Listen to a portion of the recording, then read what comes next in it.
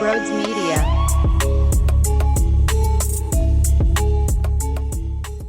Yo! It's been a couple of days. Been on crazy dad duty. Daughter number 2. Bored. Super excited about that. I'm also super excited after this show is over to go out back and have an Emilio cigar. First half is over. Phillies with a 55-41 record. Sitting at the top of the NL East. Let's enjoy some old school roots. Let's enjoy some new school attitude. Let's enjoy the Fabrica Oveja Negra, Nicaragua, because that's where the Emilio cigars are made. And there really is only one cigar to smoke out there. That's an Emilio cigar. You can check out the link down below in the description and get 10% off by using promo code BRODES10. I actually watched my neighbor the other day mow his lawn. He's a good dude, man. Good dude. And he's having a cigar, and I see him a couple days later, and I go, yo, dude, I saw you with a couple puffs. Let me hit you with the good stuff. I said, let me hit you with the A+ best on the market cigar. And I show him my Emilio cigar box, and he goes, no way. No way. I love Emilio cigars. I'm obsessed with Emilio cigars. No way you just brought up Emilio cigars to me. I said, I sure did. Gave him a few. Biggest smile in the world. You'll have the biggest smile in the world while smoking yours. Join me today. Again, the information down below. Code BRODES10. Wow. Welcome. Hello. It's good to be back. I want to say thank you to everybody over the last few days that reached out. If you did not see on Twitter, Instagram, which you can follow me at Brodes81, daughter number 2 has arrived. Mia, she came a little early. I thought I was going to have until August to get the room ready, to build the crib, to get the dresser intact. Turns out, just awesome. I'm so blessed. That's what I want to say about that. Got to help the wife. She's recovering from everything and a super dad duty, if you will. So bear with me. But this is our first step of getting back into the flow of things, and that's talking about this Phillies team. Nothing changed, really, though, with this squad. They are who I thought they were. They're a team that is not good enough and not strong enough offensively. They're a team that's not good enough defensively. And they are annoying. I mean, that's what it is. With great starting pitching. Rob Thompson has been making questionable decisions over this West Coast swing in San Fran and San Diego. I don't know why you pull Christopher Sanchez when you do. That makes my ass sweat big time watching Matt Strahm in the 9th. Here's a walk. Here's 5 straight balls. I'm going, is this guy prepared a lick or what? My God. Please do not head into the half here getting swept. I don't think their record is telling the true story, though. And that's what I'm afraid of when people want to bite into them leading the NL East and being such a great team with wins. At 55-41, if you go back and reflect at their last 40 games, which is a fourth of the season. If you want to break down the 162 into reasonable pies and reasonable slices, 40. Heading into this last final game, they were 18-22 in their last 40. Doesn't that remind you a lot of last year's group? Get a nice record to start, and then you play 500-ish baseball the rest of the way. That's what they've been doing. And there's been a lot of rumors since we last spoke about making a trade with Minnesota, making a trade with Cleveland. We'll see what Dave Dombrowski does. Some of it, I think, is put out there publicly for a reason.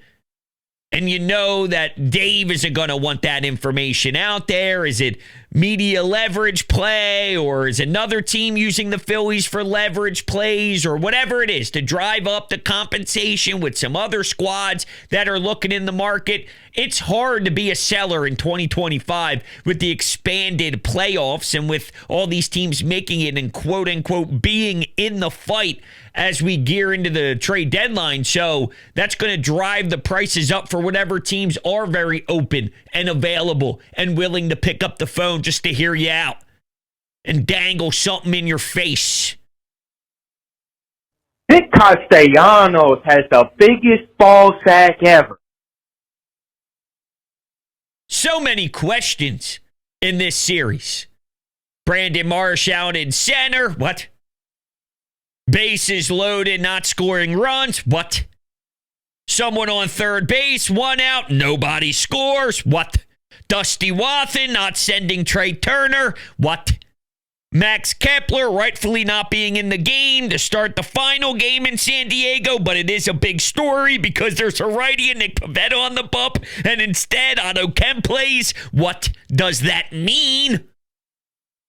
These are real legitimate questions.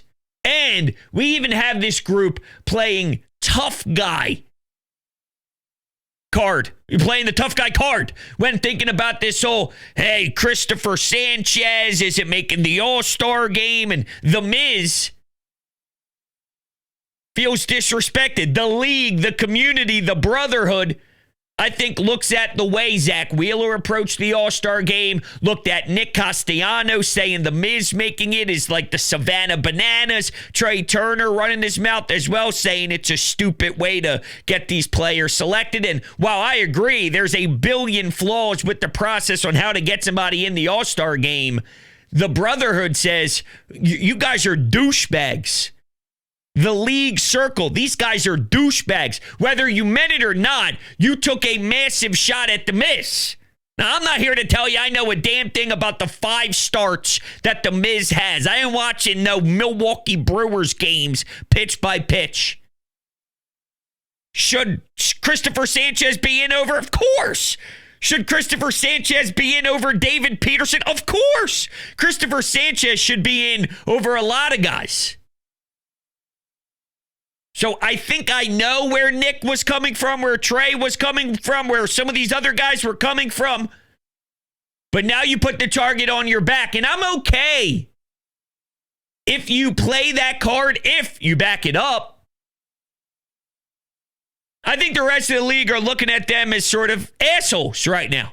Like, who the hell are you, Nick? Who are you, Trey, who's now hitting below 290? And I told you I could only live with small ball Trey if it's at a ridiculous clip like 315 to 320. But if you're hitting 280, 285, 281, it loses the value of the obnoxious OBP and the obnoxious chaos and the obnoxious getting hits.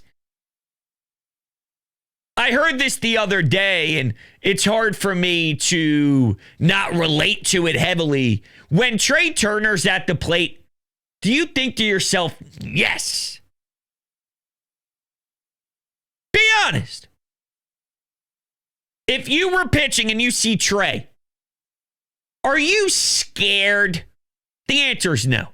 And I don't think there are many guys that you are scared of right now.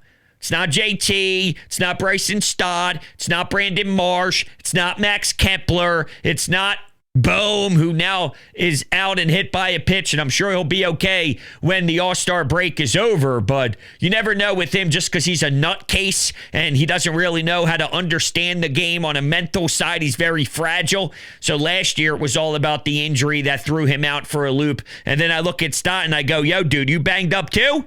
You know, last year, again, it was about the offseason, talking about the injury. Where you at? Because it looks like you didn't skip a beat from last year's disaster, unfortunately. And if you can't tell, yes, I am still bothered by this group. A couple of days off and playing super dad role. I come back here and I go, I got a lot to get off my chest. This team is a joke. This team pisses me off. This team leaves too many damn runners in scoring position. This team's plate discipline, watching Nick swing at an off-speed pitch 80 fucking feet off the plate for the fucking 5 millionth fucking time. Fuck off. You know what I mean? Fuck. I can't stand it. How many fucking times am I going to have to consume that crap? It's who he is. It's never going to change. But you know what else is never going to change? The results in the postseason because of how ridiculously flawed you are. I needed an opportunity to vent, to get this off my chest, because if anything, watching them play in San Fran, forget that final game. That final game is not true. That final game means nothing. They do not efficiently have an order, okay? They just don't. They don't have a batting order that can actually create serious positivity on a day-to-day basis with cohesion and structure. And a lot of that, too, starts with Bryce. And guess what? Yes, we obviously saw some hitting going the other way by Bryce Harper, some power. So that is nice. It's nowhere even close to the clutch that we need Bryce to be. And maybe it comes together over time. We've been desperately waiting for just blips on the radar, and I think we did, from an individual level, look at Bryce Harper as someone that is giving us a blip on the radar out west. But, I mean, there's still a lot that needs to be done from him. There's a lot of meat on the bones coming up with the big AB. And look, even if he walks, which isn't the worst thing in the world, of course, you're still getting on base. If there is a sequence with someone on second and third with first base open, and for whatever reason in this stupid hypothetical I'm laying out, they decide to pitch to Bryce, and there's two pitches that are extremely smackable where you can barrel it up and fucking nuke one or send it into the gap. Sorry for the F-bombs.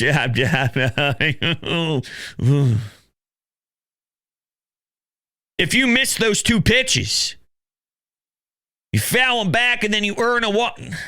I need Bedlam at the bank Bryce.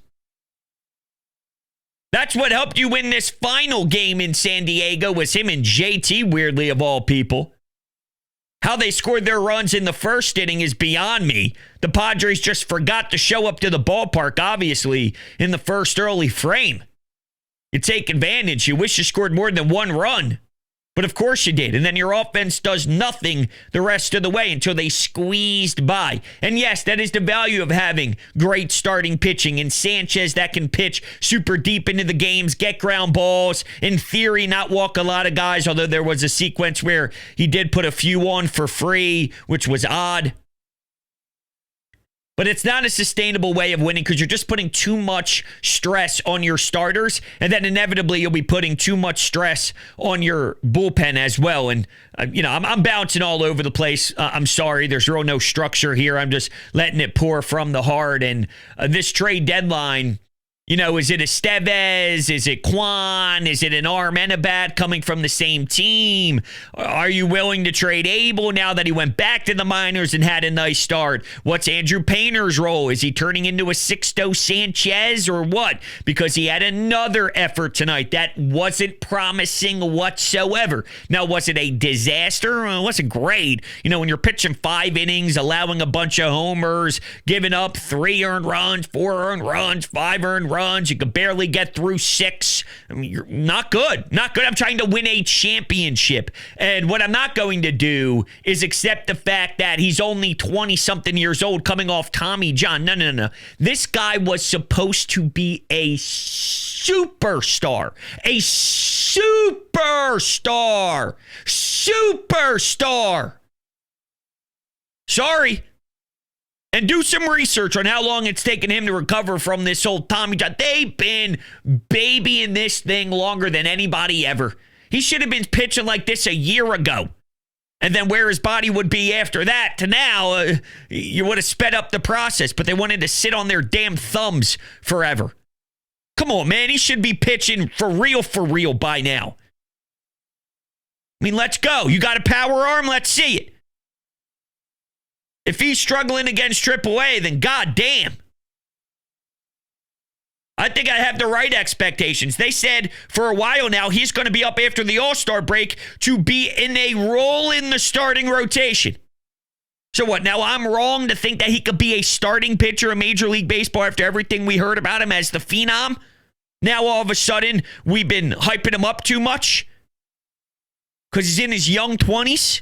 When I see guys all over the league doing whatever the hell they want to do at whatever age they are, it's not 1963 anymore when you got to wait for an 18-year-old high school kid to go through this whole growing process with the way NCAA baseball has improved, with the way that we are now naturally as athletes. Like I said, you know what I'm saying? It's different. The way these guys are gifted, it's different. You can absolutely make a stronger impact at a younger age than ever before.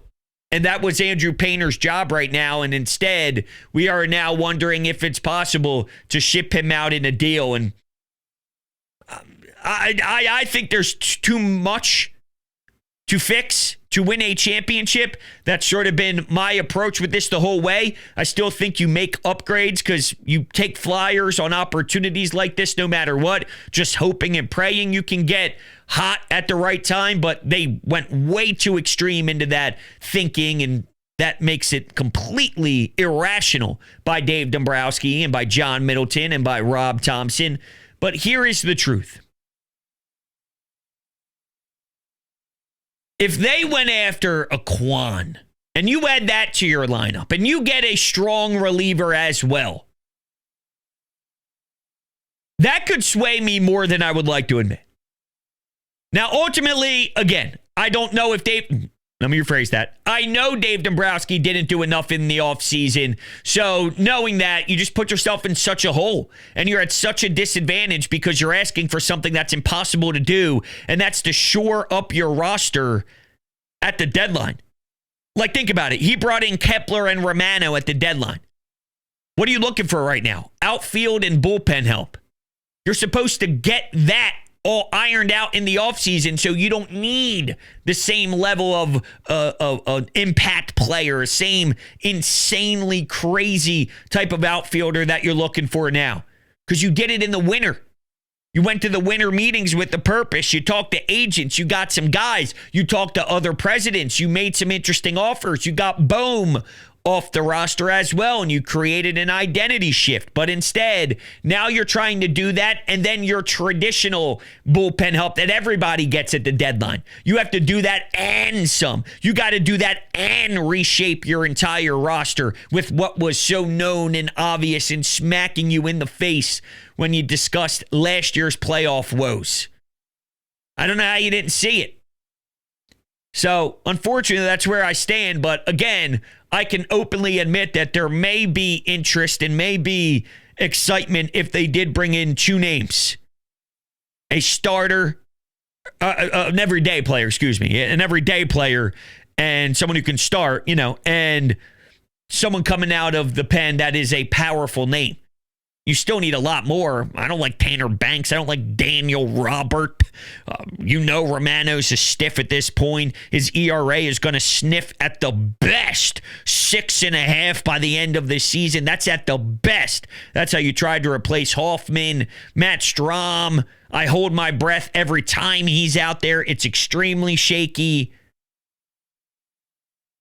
Here's what pisses me off. When you were down 5-4 in the ninth inning on Saturday, here's your three guys ready to go. Trey Turner, Kyle Schwarber, Bryce Harper. 1, 2, 3. Ninth inning, one-run game on the road, San Diego. Good team that you'll most likely see when the playoffs begin. Now, were there some really good defense by Manny Machado, charging the ball, getting Edmundo Sosa out at first when you think that maybe you can squeeze a run across the board? Without a doubt. But you have to win these games. I was highly entertained on the Fox broadcast just because it felt big. You can hear the fans. It was a back and forth wild game. Otto Kemp off the bench. Doesn't matter if there's 2 strikes. Doesn't matter if you have to battle. He finds a way. Gritty, greasy, gets on, moves runners to scoring position. No, they stink at actually having timely hits after that. But Otto Kemp is doing everything that Otto Kemp can provide for a team. You got to win these games, though. It's not just about entertainment. You have to beat San Francisco on the road in the playoffs. Do you have faith that they can go play in that type of environment, in that type of ballpark on the road and succeed? They had a game where Bryce Harper's hitting the ball a billion different ways this series, and he definitely started to open up a bit more and become, I don't want to say Bryce Harper. He's nowhere close. Like, he's nowhere close to Bryce Harper. It's just not as ugly as it's been, but he still has a long way to go. You started to see a shining light of Bryce Harper, and you got Zach Wheeler challenging Merrill, and Merrill's hitting. My point is, think about it. Zach Wheeler's amazing. Zach Wheeler is incredible, and I love the fact that he's putting his team first, and he doesn't want to go to the All-Star game, although there's loser national broadcasts that are throwing shade at him because it's such a privilege. No. These All-Star games, they don't matter anymore. I'm sorry, they just don't. You know, there was once a time where, yeah, it was a privilege to be in the All-Star game and to wear the jersey and to have an impact on the World Series and all that stuff. Nowadays, these athletes, when they mail it in, and it is what it is. I hate to break it to you. It doesn't have that same aura. So shut your damn face. And if you don't see why Zach Wheeler decided to make this call, but it's another example of this Phillies team being the villain. They are opening themselves up, whether they try to or not, whether they want to or not, whether they're ready for that role or not. They are opening themselves up for a ton of criticism based off of some of their loud and personal decisions made. And while I actually agree with what Trey Turner and Nick were saying in theory about Sanchez and what Zach Wheeler is doing in theory as well, I like putting the team first. You can't be blinded by the fact that you are rubbing people the wrong way with the way you go about it, and now you have to accept that. There are repercussions for your actions. There's something that you now have to deal with because of it, and maybe it ends up being nothing, or maybe it ends up being something where they're not ready to accept the role, even more than just their traditional flaws and their traditional bad baseball and not putting it all together. I think there are teams out there that now look at them and go, I mean, you guys are losers. You guys talk a big game for a group that's not living up to expectations. You guys talk a big game for a lot of names that don't have a World Series together.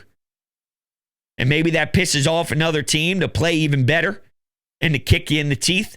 Maybe you're okay with that and you can excel because of it. I don't know if this team screams mentally tough enough to do that, especially not offensively. I think Wheels and the starting pitching is going to give you a big leash, but you got to be able to do more. I mean, you got to be able to do significantly more. Someone who's going to do a lot more for your lawn is Green Lawn Fertilizing. The best decision I ever made was going to the experts. They sit down with me, they educate me, they teach me the process of all the treatments to make sure my lawn can recover. And it's amazing. I open up my back door. I allow my dogs to run around. I open up my front door. I get an Amazon package. My wife orders 65,000 different things a day. I open up. I go, oh, yeah, hon, here's another box. And I'm just really admiring how green my lawn is becoming.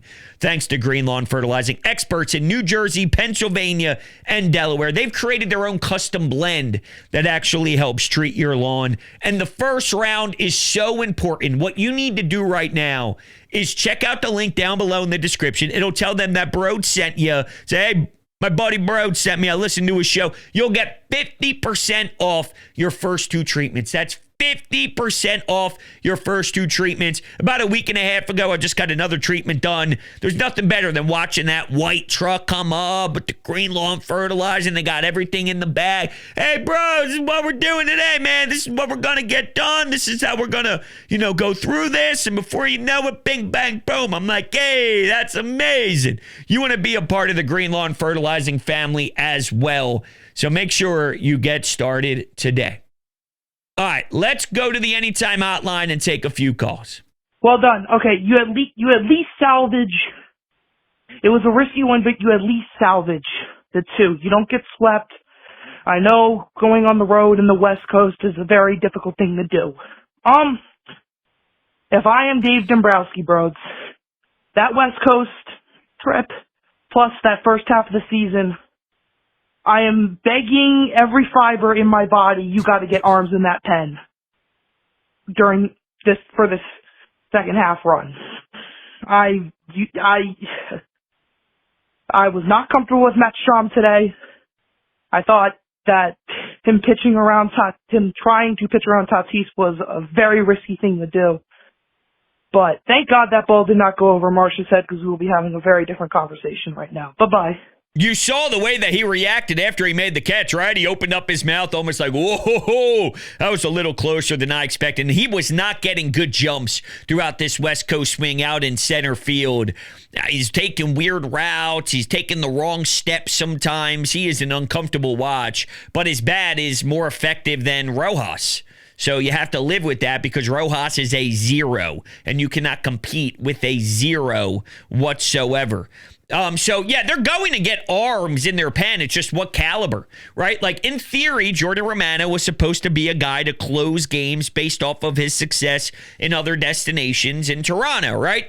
Well, you went out and take a swing like that, and he's been an absolute dud. If you go get somebody at the deadline who had a 2-something ERA, and Esteve has had a good ERA when you acquired him. Brandon Workman even had a good ERA at one point in Boston, making it look like he was something that you could at least salvage to utilize in your pen, and he was the worst ever. So you need legitimate execution. But it also comes down to what type of guys are you bringing in? Another Tanner Banks of last year's deadline? Is it going to be another move like that? Are you going to have one of those with a Chapman? Are you going to have 2 of those and the Chapman? And that's a lot. 3 guys coming in at the deadline. It's so much to do. It's what you need to do, though. It's how you must attack the deadline if you believe this team is legitimate or not. Because you can't just put Scotch tape on this puppy. I don't even think super glue works. Gorilla glue works. None of it. I don't think there is something that's going to fix it. But from their lens and their eyes, they think it's reasonable to go. Well, if you fall into the camp where it is reasonable to go, you must go. You can't just fill in one hole. Think about Shia LaBeouf and holes. It's a lot of them. You fill in one, what's that going to do? Nothing. But Dave looks at the team differently than I do. That's the scary thing. He looks at it and doesn't see problems. He had to have been lying a few weeks back when he said, I like our lineup, right? Trying to play a game to utilize the media the best way he can, so other teams don't know how hungry and starving he is to try and make an improvement in the bat. I don't know.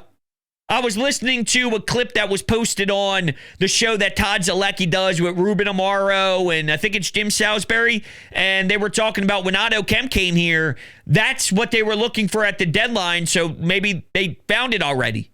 And if they found it already, they shored up one of their issues by Otto Kemp. I like what Otto Kemp has done. It is a really cool story. It's awesome to see what type of pack he could bring to San Diego to watch him play and all that stuff, right? He's doing everything he can. He's busting his ass, and he's making it difficult for the organization to make certain decisions. And that's what he can control. That's the controllable on his end. The next statement here isn't a fault of his own. It's just the truth of where we stand. Not enough to win a World Series. To win a World Series, not enough. Let's take a call from, this looks like, late Friday night after Game 1. I love staying up till midnight on a Friday night and watching my favorite baseball team create all the opportunities in the world and squander every single one of them. It's my favorite. Oh, I love it. This team is so frickin' annoying.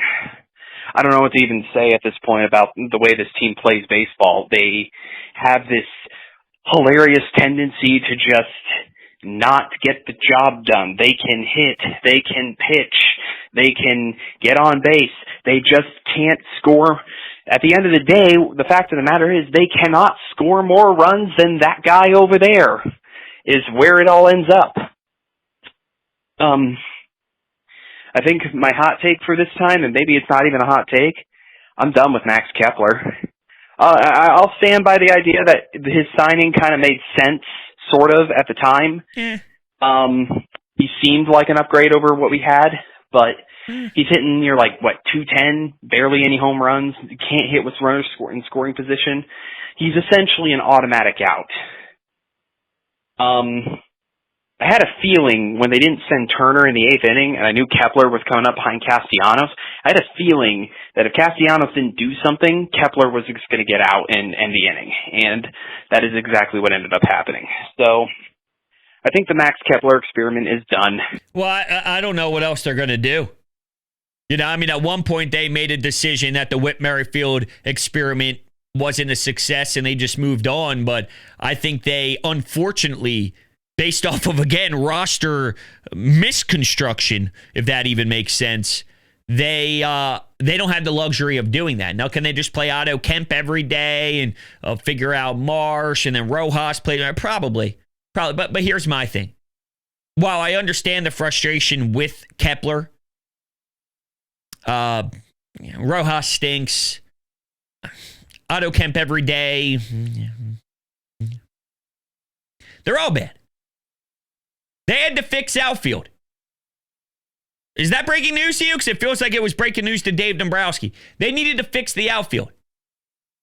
They didn't get an upgrade from Austin Hayes. They just redid Austin Hayes. We're doing the same argument in center field as we had the last 3 years of my life. I'm now a father of 2 daughters. I'm still yelling about Rojas and Marsh. They're both not good enough. I hate all the options, is my point. Then, to put a cherry on top, I got to watch Nick Pivetta again, the biggest crybaby in the history of Philadelphia Phillies baseball. And that's an organization that has Alec Boehm. And I'm going to tell you, Nick Pivetta cried and pouted and whimpered and all that crap way more than anybody else I've ever seen in the history of Phillies baseball. Alec Boehm plays here. Alec Boehm got benched in the NLDS last year after winning the division as an all-star third baseman. And I still think Nick Pivetta had more tears. And here he is. Yeah, what a stiff. I'll never forget that playoff game, though, in Boston. We got all fired up and got off the mound, and everyone's all cheering, and he's fist pumping. I'm going, come on, Nick Pivetta. Nick Pivetta, man. Like, what are we doing, Nick Pivetta? Man. All right. I'm exhausted. It's been a crazy 72 hours. You guys are amazing. I gave you what I had. I gave you what I got. I'm on E, my gas tank. I left it all out there. No Manny Machado, Fernando Tatis Jr. dogging it down the line. All right? I'm Chase Utley in it right now. I may be out of gas. You guys are the best. I'll talk to you soon.